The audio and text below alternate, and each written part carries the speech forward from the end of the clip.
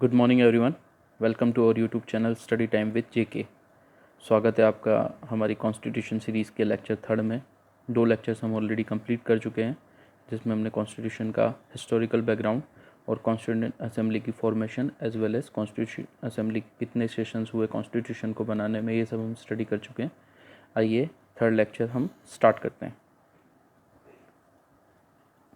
Third lecture में हम basic जो फीचर्स है, जो कि मूल फीचर्स है कॉन्स्टिट्यूशन के, उनको स्टडी करेंगे। तो देखते हैं हमारे कॉन्स्टिट्यूशन के क्या क्या मूल फीचर है या बेसिक डॉक्ट्राइन्स है। Firstly, our constitution is the lengthiest written constitution. Secondly, the constitution of India is written constitution which happens to be lengthiest written constitution in the world. ऐसा बोला जाता है कि जो इंडिया का कॉन्स्टिट्यूशन है वो सबसे लंबा रिटन कॉन्स्टिट्यूशन है वर्ल्ड में। और हम जैसा कि जानते हैं, कुछ कॉन्स्टिट्यूशन होते हैं जो कि रिटन होते हैं और कुछ होते हैं कि अनरिटन कॉन्स्टिट्यूशंस भी होते हैं। जैसे कि एक रिटन कॉन्स्टिट्यूशन यूएस में, अमेरिका में भी है और अनरिटन कॉन्स्टिट्यूशन यूके में है। हमारा जो कॉन्स्टिट्यूशन है वो बहुत ही comprehensive, elaborate and detail document है। हर चीज़ को बहुत ही डिटेल वे में एक्सप्लेन किया गया है। और इतना डिटेल और इतना लेंथीएस होने के क्या कारण है? क्योंकि इंडिया के अंदर जो जोग्राफिकल फैक्टर्स है और इतनी बड़ी कंट्री है, इतनी डाइवर्सिटी है, इतने कल्चर्स है, इतने हिस्टोरिकल फैक्टर्स है, तो वो सब डिटरमाइन करते हैं हमारे कॉन्स्टिट्यूशन को इतना लेंथीएस्ट बनाते हैं। चलिए आगे बढ़ते हैं। हमारे जो कॉन्स्टिट्यूशन है उसका सोर्स क्या है? हमारा कॉन्स्टिट्यूशन बहुत ही डिफरेंट सोर्सेज से लिया गया है। चूँकि इंडिया का इंडिपेंडेंस 76 ईयर्स ही हुए, 15 अगस्त 1947 को हमको इंडिपेंडेंस मिला। तो जो हमारे सोर्सेज है कॉन्स्टिट्यूशन के, वो बहुत सारे हैं और हमने बहुत सारे कॉन्स्टिट्यूशन को पढ़ के हमारे कॉन्स्टिट्यूशन को बनाया है। So we have borrowed most of the part of our constitution from government of India act 1935। जैसा कि मैंने पिछले लेक्चर में बताया था कि 70 to 80% पार्ट हमारा गवर्नमेंट ऑफ इंडिया एक्ट 1935 से लिया गया है। और फिर डिफरेंट कंट्रीज़ के कॉन्स्टिट्यूशन को स्टडी करके भी हमने हमारे कॉन्स्टिट्यूशन में कुछ चीज़ों को इंक्लूड किया है। जैसे जुडिशरी हमने यूएसए से ली है, फंडामेंटल राइट भी हमने यूएसए से लिया था।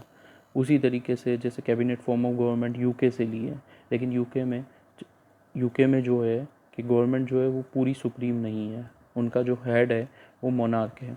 तो कुछ डिफरेंट कंट्रीज से हमने कॉन्स्टिट्यूशन के फीचर्स को बोरो किया है। तो आइए इन फीचर्स को हम लेटर ऑन, जब हमारे लेक्चर्स होंगे और पर्टिकुलर चीज़ों को पढ़ेंगे, तब हम इन फीचर्स को सभी को डिस्कस करेंगे। आगे बढ़ते हैं। Preamble of the constitution. सबसे पहले सबसे मूल जो भाग है हमारे कॉन्स्टिट्यूशन का वो है प्रीएम्बल। उसमें जो इस कॉन्स्टिट्यूशन के आइडियल्स है, ऑब्जेक्टिव और बेसिक प्रिंसिपल को डिस्कस किया गया है। प्रीएम्बल को भी डिटेल में हम लेटर ऑन लेक्चर्स में पढ़ेंगे। और इसमें बताया भी गया है कि जो इंडिया है वो सॉवेरिन है, सोशलिस्ट है, सेक्युलर है, democratic republic and welfare state है। Then democratic system. हमारे इंडिया में हम डेमोक्रेटिक सिस्टम को फॉलो करते हैं। That is the sovereignty of the people enjoy equal political rights. और जहाँ पर हमारे लिए फ्री, फेयर और रेगुलर इलेक्शंस होते हैं और हम अपनी गवर्नमेंट को सेलेक्ट करते हैं। India is a republic. The preamble declares India to be a republic. Republic होने का मतलब ये है कि इंडिया में मोनार्क का रूल नहीं है। हमारा जो हेड ऑफ स्टेट है, जो प्रेसिडेंट होता है, वो नॉमिनेटेड होता है और उसका जो पीरियड ऑफ टेन्योर रहता है उसकी पोस्ट का, वो 5 ईयर्स रहता है। तो हर 5 ईयर्स में हमारा प्रेसिडेंट को हम इनडायरेक्टली इलेक्ट करते हैं। Union of states. हमारा जो आर्टिकल 1 है कॉन्स्टिट्यूशन का, वो डिफाइन करता है India that is Bharat is a union of states. इसका मतलब इसमें एक बहुत महत्वपूर्ण पॉइंट है ये कि इंडिया जो है वो बहुत सारी स्टेट्स को मिलके इंडिया बना है। Union of states. लेकिन स्टेट्स के पास ये पावर नहीं है कि वो इंडिया से ससीड कर सके या इंडिया से अलग हो सके। We are a union of states. Now fundamental rights and duties. Basically constitution में हमें फंडामेंटल राइट्स दिए गए हैं और ये हमारे कॉन्स्टिट्यूशन का बहुत ही इम्पॉर्टेंट फीचर है, जो हमें गारंटी करता है हमारे सारे इंडियन सिटीजन्स को फंडामेंटल राइट्स। यहाँ पर आप स्क्रीनशॉट भी ले सकते हैं, देख भी सकते हैं कि अभी एट प्रेजेंट हमारे पास 6 फंडामेंटल राइट्स कॉन्स्टिट्यूशन में इंक्लूडेड है। इनको हम डिटेल में आने वाले लेक्चर्स में 1 बाई 1 पढ़ेंगे। फिर है directive principle of state policy.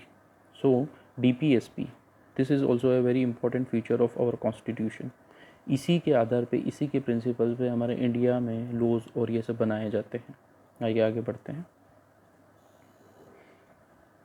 Parliamentary system. सो जैसा कि हम जानते हैं कि हमारे कॉन्स्टिट्यूएंट असेंबली ने हमें पार्लियामेंट्री फॉर्म ऑफ सिस्टम दिया था। पार्लियामेंट्री फॉर्म ऑफ सिस्टम से हम ये समझते हैं कि हमारे यहाँ पर अपर हाउस, लोअर हाउस ये रन करते हैं और हम उसी सिस्टम को फॉलो करते हैं। Federal structure of A government. Federal structure से हम ये समझते हैं कि जैसे इंडिया की एक गवर्नमेंट है सेंट्रल गवर्नमेंट, और इंडिया डिफरेंट स्टेट्स में डिवाइड हुआ है और उन डिफरेंट स्टेट्स की भी अपनी अपनी गवर्नमेंट है। तो हमारे यहाँ पर फेडरल स्ट्रक्चर को फॉलो किया जाता है। डिस्ट्रीब्यूशन ऑफ पावर्स में बिलीव किया जाता है। स्टेट गवर्नमेंट्स अपना बजट, अपना सब कुछ, एक इंटरनल ऑटोनॉमी टाइप होती है जहाँ पर स्टेट्स अपना जो सारे सब्जेक्ट्स हैं उनको हैंडल करता है और सेंटर अपने सब्जेक्ट्स को हैंडल करता है। तो हम एक फेडरल स्ट्रक्चर हैं। यूनिवर्सल अडल्ट फ्रेंचाइज, ये भी बेसिक स्ट्रक्चर में बहुत इंपॉर्टेंट है। यहाँ पर हम यूनिवर्सल अडल्ट फ्रेंचाइज, आप सभी जानते होंगे कि 18 ईयर्स के ऊपर के जितने भी बच्चे हैं या जो भी व्यक्ति है वो वोटिंग के लिए एलिजिबल होगा, भले वो कोई भी इलेक्शन हो, लोकसभा हो या फिर अपने विधानसभा के इलेक्शंस हो। Then single integrated state with single citizenship. जितने भी हम इंडियंस हैं, हमारी एक सिंगल सिटीजनशिप होती है जो इसको हम बोलते हैं इंडियन। सो अदर कंट्रीज़ होती है जैसे यूएसए एक कंट्री है जहाँ पर ड्यूल सिटीजनशिप चलती है, जहाँ पर एज ए कंट्री तो सिटीजनशिप होती है, उसके बाद जो स्टेट्स है उनकी भी अलग एक सिटीजनशिप होती है, लेकिन इंडिया में सिंगल सिटीजनशिप को फॉलो किया जाता है। Then we have integrated judicial system. Judicial system हमारा एक इंडिपेंडेंट सिस्टम है जहाँ पर the supreme court of India work at the apex level. जो हाईएस्ट कोर्ट होती है वो सुप्रीम कोर्ट होती है और वही एक तरह से गार्जियन ऑफ आवर कॉन्स्टिट्यूशन भी होते हैं।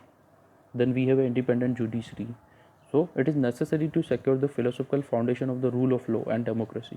सो इंडिया में रूल ऑफ लॉ है और उस रूल ऑफ लॉ को जो प्रोटेक्ट करता है या गार्जियन करता है वो है इंडिया की जुडिशरी, और इसीलिए हमारे कॉन्स्टिट्यूशन में इंडिपेंडेंट जुडिशरी का प्रोविज़न किया गया है। Then amending the constitution of India. So अगर कॉन्स्टिट्यूशन में इन फ्यूचर कभी अमेंडमेंट भी करना पड़े according to the conditions and situation, उसका भी प्रोविज़न हमारे कॉन्स्टिट्यूशन में बहुत अच्छे से दिया हुआ है। वो आर्टिकल 368 में दिया हुआ है। लेटर ऑन जब आगे लेक्चर्स में पढ़ेंगे तो आर्टिकल 368 को भी बहुत अच्छे से समझेंगे। और अमेंडमेंट के साथ साथ इसमें बहुत सारी फ्लेक्सिबिलिटी भी है और रिजिडिटी भी है। सो लेटर ऑन हम जब आगे लेक्चर्स में पढ़ेंगे तो उसके बारे में पूरा एक्सप्लेन करेंगे। Then judicial review. So the judiciary has significant position in Indian Constitution and it is also made independent of the legislature and executive। जैसा कि हम पहले भी देख चुके हैं कि लेजिस्लेचर और एग्जीक्यूटिव से जुडिशरी डिफरेंट है और बहुत सारे लॉ इंडिया में ऐसे बनते हैं अगर मान लो वो कॉन्स्टिट्यूशन को फॉलो नहीं करते या कॉन्स्टिट्यूशन के अगेंस्ट है तो जुडिशियल रिव्यू उसका किया जा सकता है by judiciary. Basic structure doctrine, और हमेशा जो बेसिक स्ट्रक्चर है कॉन्स्टिट्यूशन का उसको हम अल्टर नहीं कर सकते हैं। बहुत सारे पहले ऐसे केसेस भी हुए हैं सुप्रीम कोर्ट में जिसमें डिटरमाइन किया गया है कि we can not alter the basic doctrine या फिर basic structure of the constitution. Then आता है सेक्युलरिज्म। जब कॉन्स्टिट्यूशन बना था तो सेक्युलरिज्म वर्ड कॉन्स्टिट्यूशन में नहीं था, ये 42nd अमेंडमेंट के थ्रू ऐड किया गया था। लेकिन बहुत सारे जो विशेषज्ञ वो ये मानते हैं कि कॉन्स्टिट्यूशन का जो स्ट्रक्चर था, भले ये वर्ड नहीं था लेकिन इंडिया हमेशा से सेक्युलर रहा है। In no other country in the world so many religions coexist as in India. In view of much diversity, the Constitution guarantees complete freedom of religion to all. Then independent bodies. So Constitution ने different independence body setup की है, जैसे कि keg हो गया, finance commission हो गया, election commission हो गया। ये किसी भी गवर्नमेंट का सपोर्ट नहीं करते हैं, they work independently. Then emergency provisions. Constitution में इमरजेंसी प्रोविज़न का भी एक्सप्लेनेशन है आर्टिकल 352 टू 360 में। लेटर ऑन जब हम ये आर्टिकल्स पढ़ेंगे अगले लेक्चर्स में तो हम उसको पूरी तरीके से अच्छे तरीके से डिस्कस करेंगे।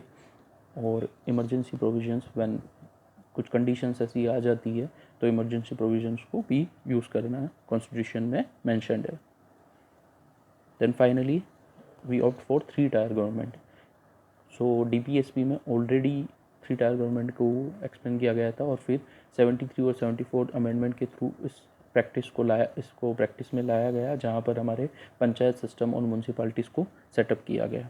This section fulfils the dream of Gandhi ji to see a self functioning villages in India. तो 3 टायर सिस्टम यही है। तो ये हमारे कुछ बेसिक फीचर्स थे, सेलिंग फीचर्स थे कॉन्स्टिट्यूशन के, जो हमारे लिए एग्ज़ाम पॉइंट ऑफ व्यू से भी इम्पोर्टेंट है। और नॉर्मली कॉन्स्टिट्यूशन को समझने में जैसे जैसे हम आगे पढ़ेंगे, सारे रूल्स, सारे आर्टिकल्स, सारे शेड्यूल्स, तो हमारे लिए बहुत इम्पोर्टेंट हो जाएगा। तो ये था आज के लेक्चर से। Thank you so much, thank you for watching the video. और चैनल को सब्सक्राइब करिए, वीडियो को लाइक कीजिए और शेयर कीजिए और हमें मोटिवेट करते रहिए। तो thank you so much for watching.